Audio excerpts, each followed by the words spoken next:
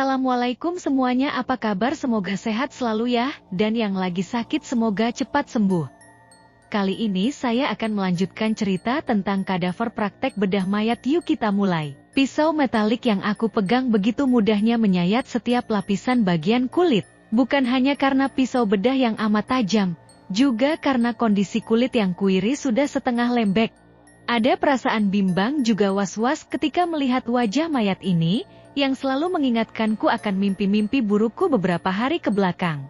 Namun, wejangan kakek tempo hari menjadi setitik semangat untuk menyelesaikan sekolah kedokteran yang sejujurnya tidak kusukai ini. Begitu bagian dada terbuka, tangan kami masuk untuk memeriksa organ paru-paru dan jantung mayat. Kondisinya sama seperti organ dalam lain yang sudah menghitam. Jantung membengkak, diikat urat-urat yang juga sudah kehitaman. Meskipun baunya tidak semenyengat isian perut. Aku dan Amanda yang sedang cek paru-paru mendadak berhenti, dan kami saling pandang. "Kok anget?" bisik Amanda. Tak ingin membuat panik, aku hanya mengangguk. Aku berusaha untuk tidak peduli, meskipun keringat dingin karena tegang, bercampur dengan keringat panas akibat hawa ruangan yang mendadak pengap memenuhi sebagian wajahku.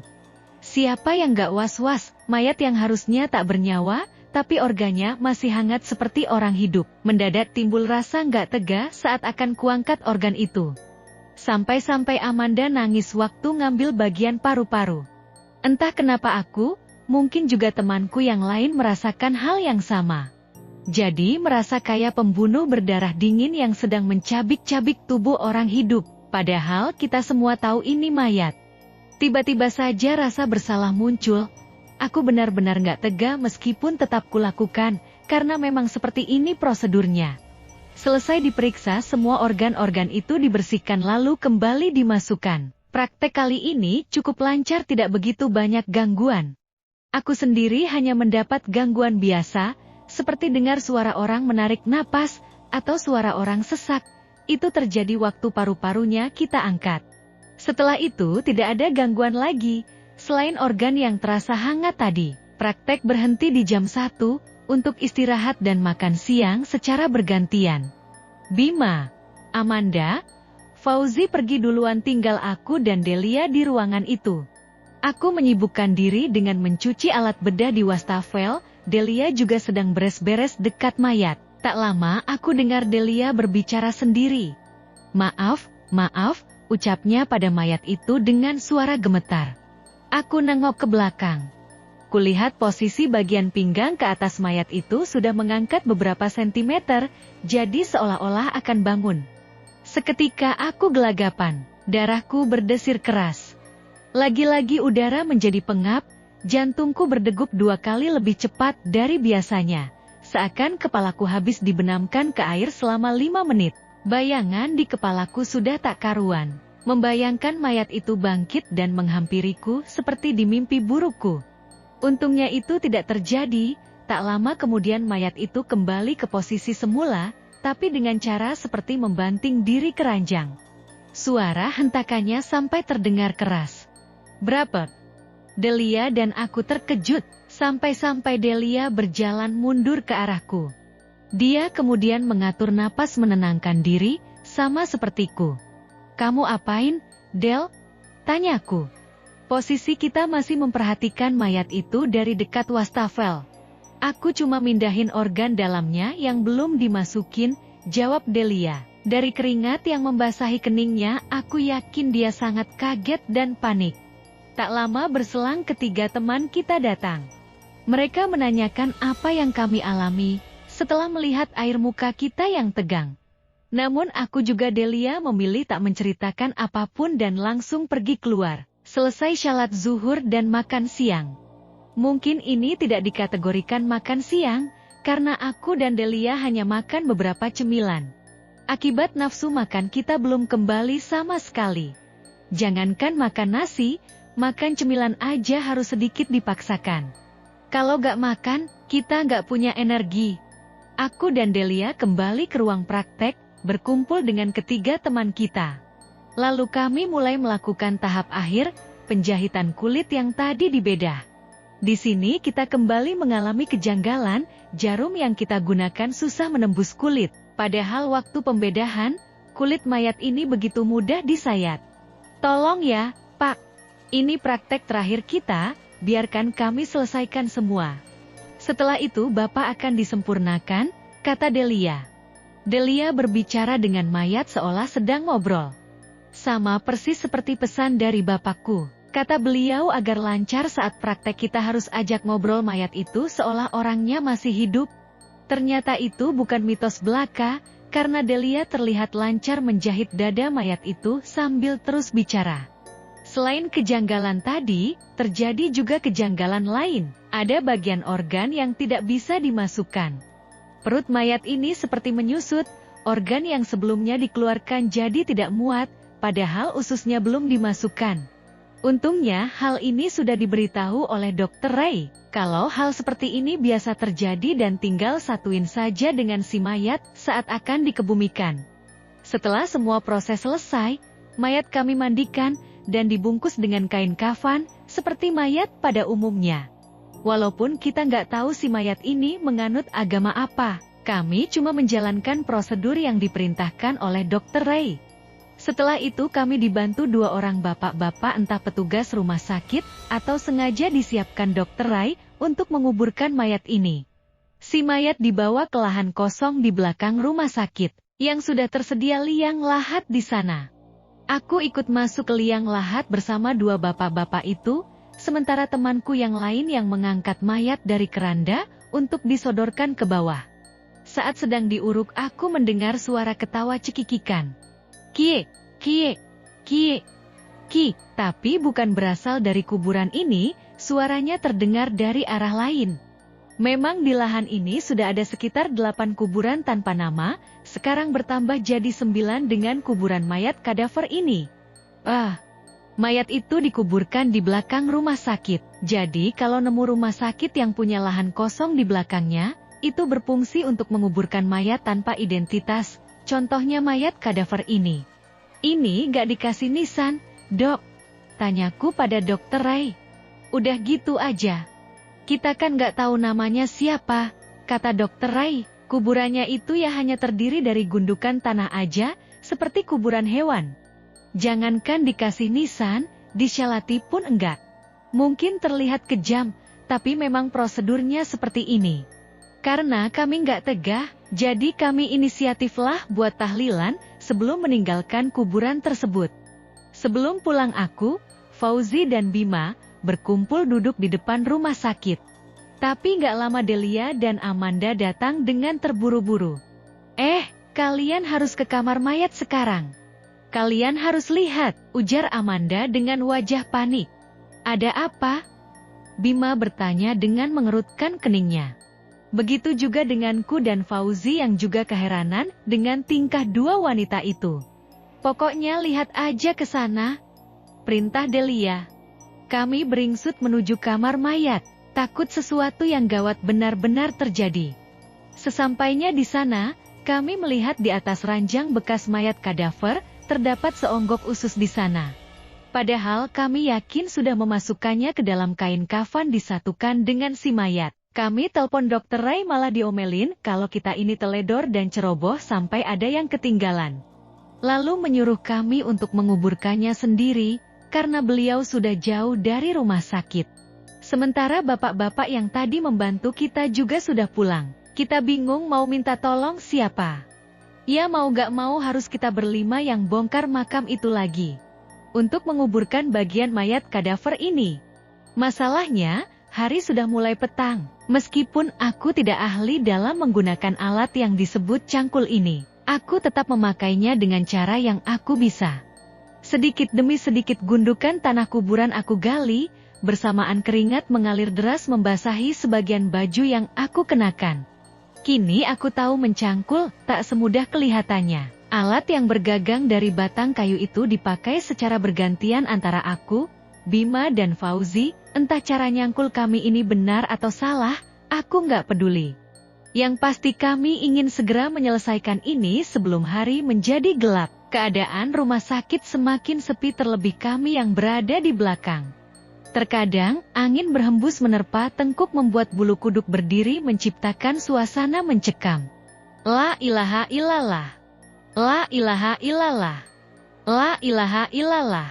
Sayup-sayup kita mendengar suara riuh orang yang mengucap kalimat zikir, persis seperti kalau lagi gotong jenazah. Sontak aku diam menghentikan aktivitas. Dengar, gak? Aku menatap satu persatu temanku. Wajah mereka terlihat was-was. Cepetan dong.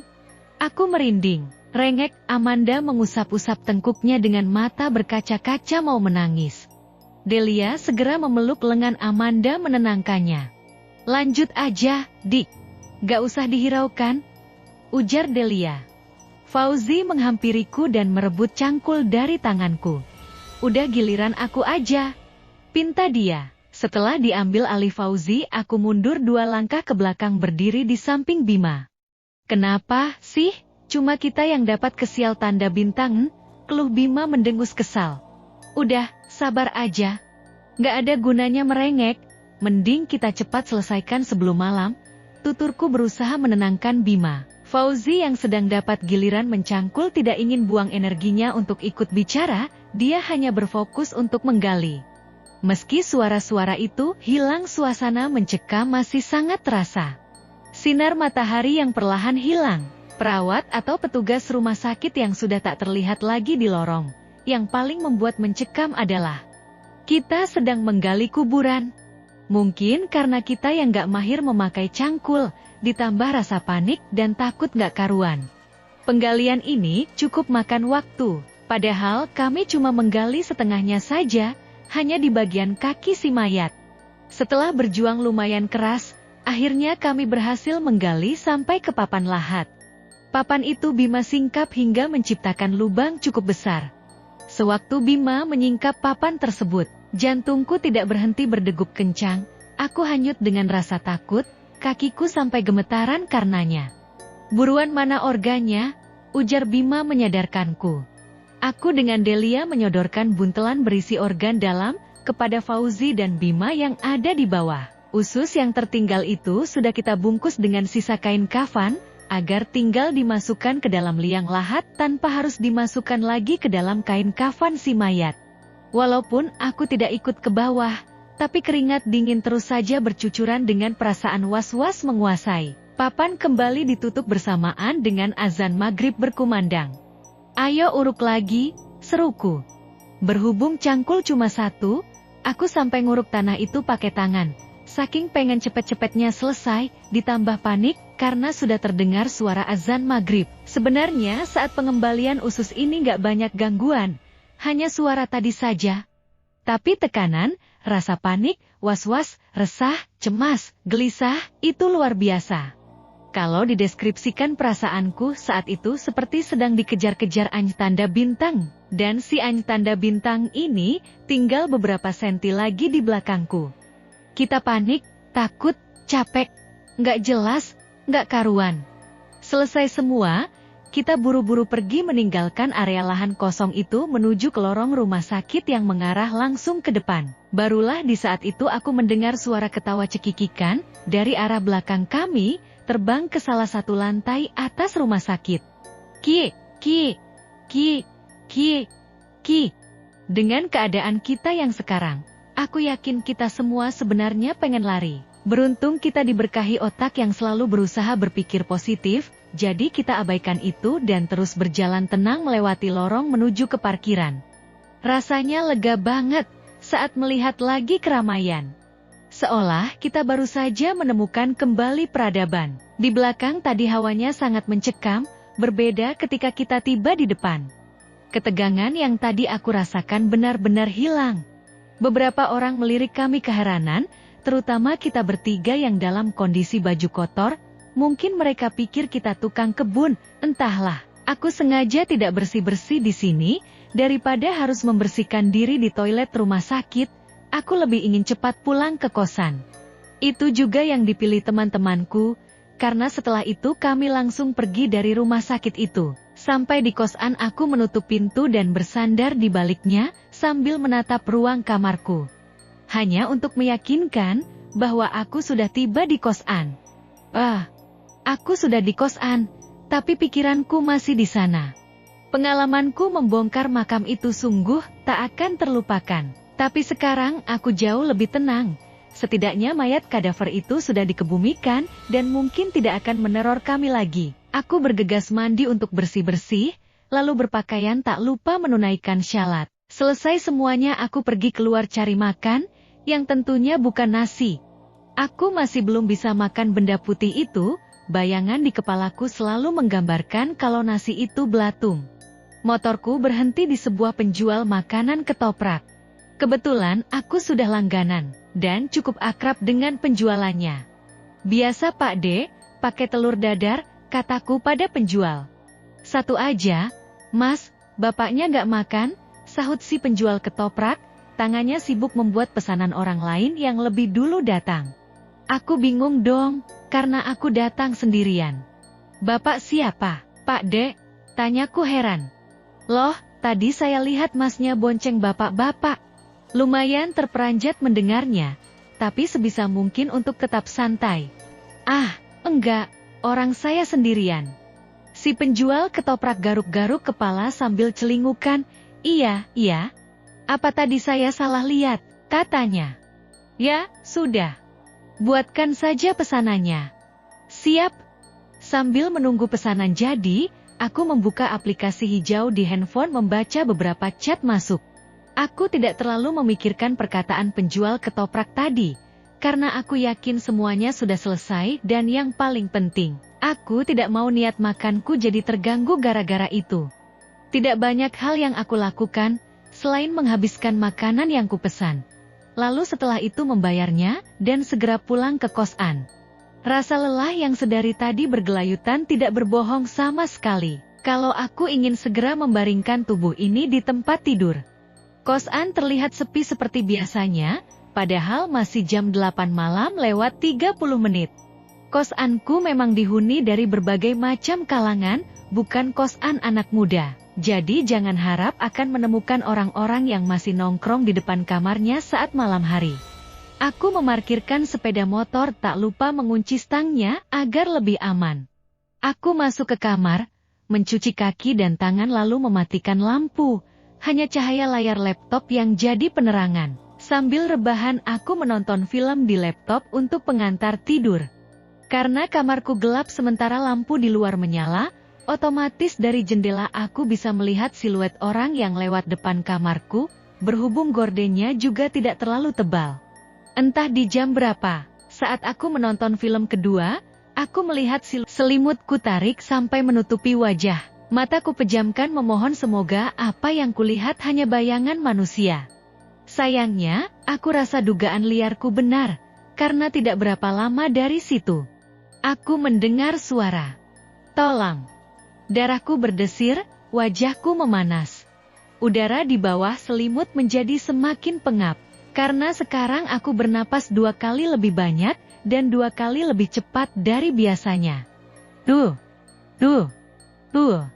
Terdengar dentuman di lantai, seperti seseorang memukul-mukulnya. Atau dentuman akibat dari seseorang yang melompat-lompat. Tolong. Suara itu terdengar semakin dekat, pertanda dia juga semakin dekat. Aku semakin susah bernapas, karena udara di bawah selimut tebal ini semakin menipis. Suara napasku yang susul-menyusul terdengar semakin nyaring bahkan mungkin terdengar sampai keluar selimut. Dan di antara napasku yang memburu aku bisa mendengar suara napas lain, yang pelan-pelan berhembus di telingaku. Badanku semakin menggigil gemetar hebat, diiringi dengan irama ketukan gigi atas dan gigi bawahku. Dapat aku rasakan di dekat telingaku ada sebuah wajah. Aku bisa merasakannya, walau aku tidak membuka mata sedikit pun apalagi menyingkap selimut. Lalu dengan perlahan sesuatu di dekat telingaku itu berbisik halus sekali. Bangun. Mendadak aku punya keberanian. Aku bangkit berdiri sambil menyingkap selimut. Tidak peduli apapun aku berlari menuju saklar lampu. Tetlet. Lampu menyala, dan tidak ada apapun di kamarku. Aku berdiri membelakangi tembok memperhatikan setiap penjuru kamar sambil mengatur napasku yang memburu. Sialan.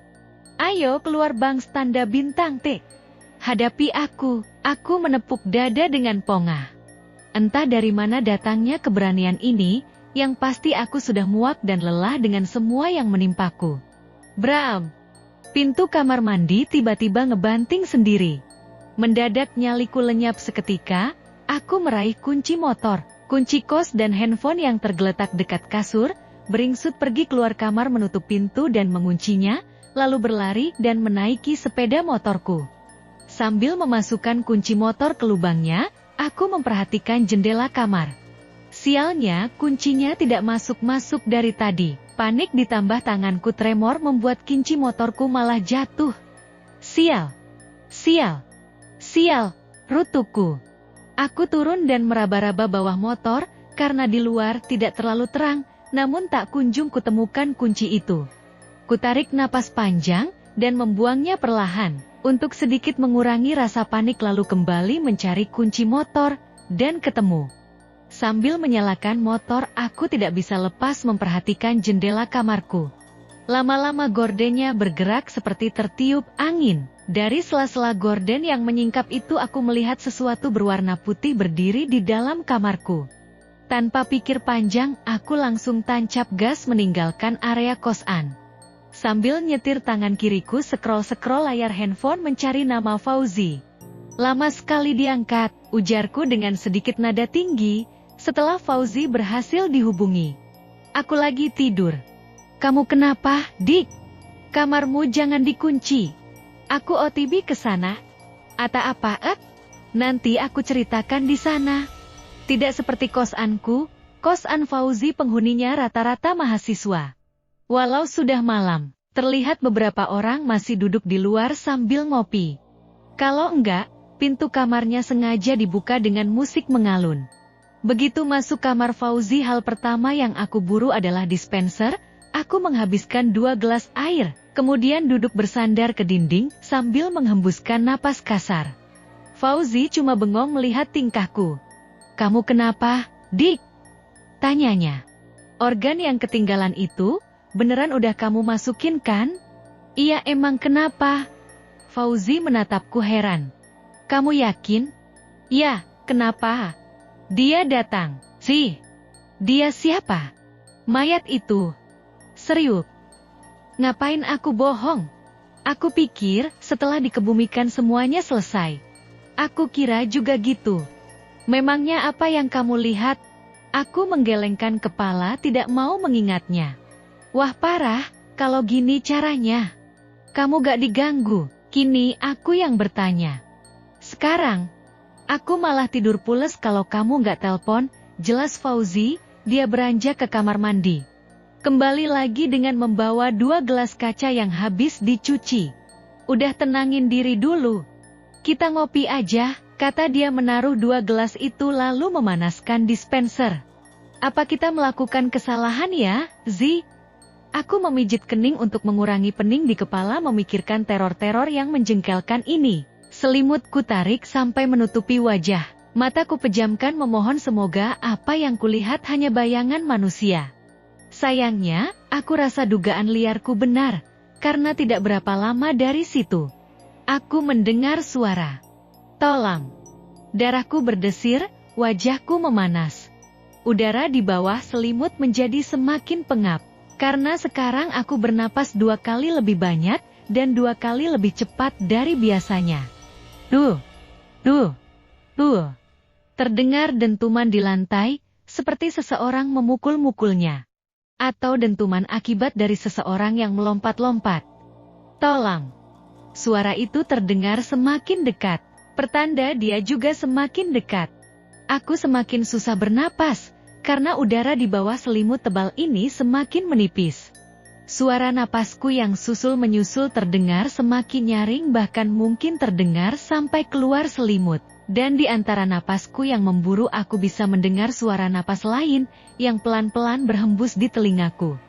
Badanku semakin menggigil gemetar hebat, diiringi dengan irama ketukan gigi atas dan gigi bawahku.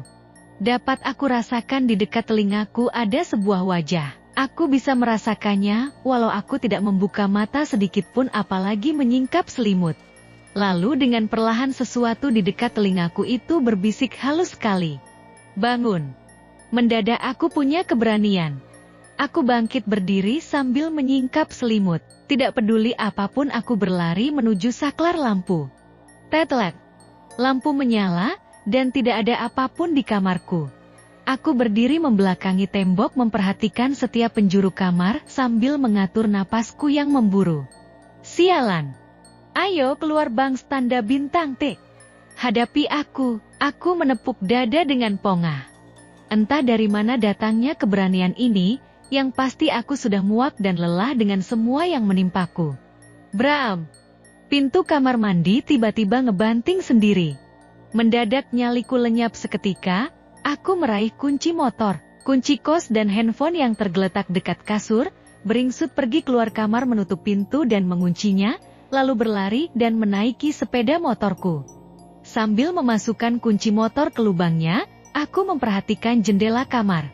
Sialnya, kuncinya tidak masuk-masuk dari tadi. Panik ditambah tanganku tremor membuat kunci motorku malah jatuh. Sial! Sial! Sial! Rutuku.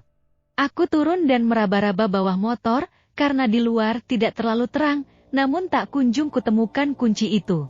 Kutarik napas panjang, dan membuangnya perlahan, untuk sedikit mengurangi rasa panik lalu kembali mencari kunci motor, dan ketemu. Sambil menyalakan motor, aku tidak bisa lepas memperhatikan jendela kamarku. Lama-lama gordennya bergerak seperti tertiup angin. Dari sela-sela gorden yang menyingkap itu aku melihat sesuatu berwarna putih berdiri di dalam kamarku. Tanpa pikir panjang, aku langsung tancap gas meninggalkan area kosan. Sambil nyetir tangan kiriku scroll-scroll layar handphone mencari nama Fauzi. Lama sekali diangkat, ujarku dengan sedikit nada tinggi, setelah Fauzi berhasil dihubungi. Aku lagi tidur. Kamu kenapa, Dik? Kamarmu jangan dikunci. Aku OTB ke sana. Ata apa, Nanti aku ceritakan di sana. Tidak seperti kosanku, kosan Fauzi penghuninya rata-rata mahasiswa. Walau sudah malam, terlihat beberapa orang masih duduk di luar sambil ngopi. Kalau enggak, pintu kamarnya sengaja dibuka dengan musik mengalun. Begitu masuk kamar Fauzi, hal pertama yang aku buru adalah dispenser. Aku menghabiskan 2 gelas air, kemudian duduk bersandar ke dinding sambil menghembuskan napas kasar. Fauzi cuma bengong melihat tingkahku. Kamu kenapa, Dik? Tanyanya. Organ yang ketinggalan itu, beneran udah kamu masukin kan? Iya, emang kenapa? Fauzi menatapku heran. Kamu yakin? Ya, kenapa? Dia datang. Dia siapa? Mayat itu. Serius. Ngapain aku bohong? Aku pikir setelah dikebumikan semuanya selesai. Aku kira juga gitu. Memangnya apa yang kamu lihat? Aku menggelengkan kepala tidak mau mengingatnya. Wah parah, kalau gini caranya. Kamu gak diganggu, kini aku yang bertanya. Sekarang, aku malah tidur pules kalau kamu gak telpon, jelas Fauzi, dia beranjak ke kamar mandi. Kembali lagi dengan membawa 2 gelas kaca yang habis dicuci. Udah tenangin diri dulu. Kita ngopi aja, kata dia menaruh 2 gelas itu lalu memanaskan dispenser. Apa kita melakukan kesalahan ya, Zi? Aku memijit kening untuk mengurangi pening di kepala memikirkan teror-teror yang menjengkelkan ini. Ceritanya cukup sampai di sini dulu ya guys. Jika kalian suka sama cerita horor yang saya bawakan silahkan subscribe, like, dan share ya supaya saya bisa upload cerita horor lainnya. Makasih.